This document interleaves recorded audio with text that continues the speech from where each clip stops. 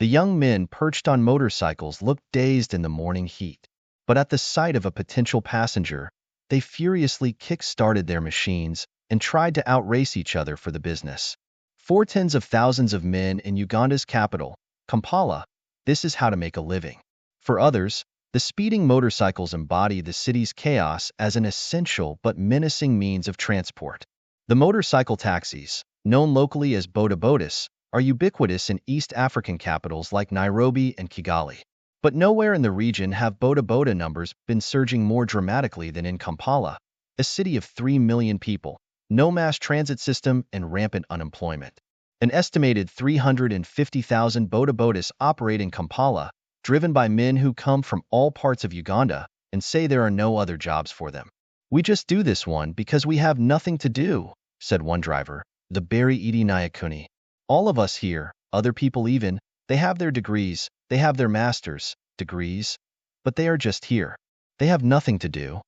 The boda-boda men, who operate mostly unregulated, have resisted recent attempts to dislodge them from the narrow streets of Kampala's central business district, frustrating city authorities and underscoring the government's fears over the consequences of angering a horde of jobless men. "We must appreciate where the boda-boda comes from, how this whole phenomenon grew," said Charles M. Mpagi, spokesman for Tugend, a Kampala-based company that specializes in financing boda-boda purchases. "You have quite a large number of people that are young, who can't find jobs to do, whether in the public sector or the private sector, and they do not have significant alternative income to get into other enterprises." About 76% of Uganda's 43 million people are under 35, according to government figures. Jobs are scarce in an economy where just 1% of 22.8 million employees make $270 or more in monthly pay, according to central bank figures released earlier this year. Uganda's unemployment rate, as a proportion of unemployed people to the total labor force, grew from 9% in 2019 to 12% in 2021, according to the most recent survey by the Uganda Bureau of Statistics. The unemployment rate for people between 18 and 30 was even higher, at 17%. For young people in urban areas, it was 19%. President Yoweri Museveni, an authoritarian who has held power since 1986, has long embraced boda-boda men as mobilizers of political support. Political rallies come alive with the hooting from their motorcycles, whose commotion can bring communities to a standstill. Motorcycles as a means of transport first emerged on the Uganda-Kenya border during political instability in the 1970s, with the term boda-boda traced to drivers who shouted "border, border" at potential customers. At the time, they were also a quick way to transport smugglers and their merchandise. Now they are everywhere in Uganda, taking children to school, people to offices, the sick to clinics, and even the dead to their graves. When Uganda's transport minister was wounded by gunmen who killed his daughter in 2021, a boda-boda man rushed him to the hospital. But the attackers also drove motorcycles and fled. Annual police reports cite motorcycle taxis in abetting violent crime, and the number of fatal accidents related to motorcycles across Uganda grew from 621 in 2014 to 1,404 in 2021, according to the Ministry of Works and Transport.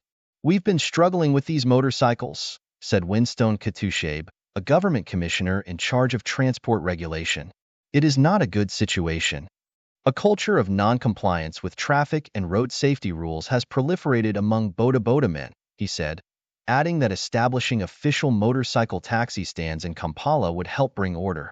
Road safety regulations for motorcycles, first approved in 2004, are difficult to enforce because of the overwhelming number of boda-bodas.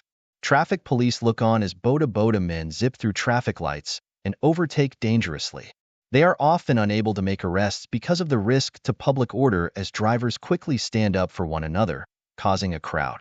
The boda-boda phenomenon has grown as Uganda's president has stayed in power. In recent years, trying to weaken support among unemployed people for his opponents, Museveni has gifted boda-bodas to supporters and pledged to reduce the 3-year licensing fee from nearly $100. The fee will drop to about $35 under new rules announced earlier this month, according to the Transport Licensing Board. That would make it even easier to become a boda-boda man. The other entry price is about $1,500 for a new motorcycle, often the Indian-made Bajaj. Many Boda Boda men acquire equipment on credit through companies such as Tugend. Others work for business people who buy motorcycles in bulk and distribute them among drivers, but can repossess them if drivers fall behind on payments. Boda Boda men who lack driving licenses and crash helmets risk having their motorcycles impounded by police. Some drivers told the AP their aggressive behavior on the roads is driven by that fear of arrest or seizure. Innocent Awida, a Boda Boda man who dropped out of school in 2008, said there was too much pressure to keep his motorcycle. He's required to pay his employer the equivalent of $4 a day in addition to fueling and maintaining it. A falling out with his employer could render him jobless. Some days are better than others, but Awida said he sometimes goes without enough earnings to make the daily payment.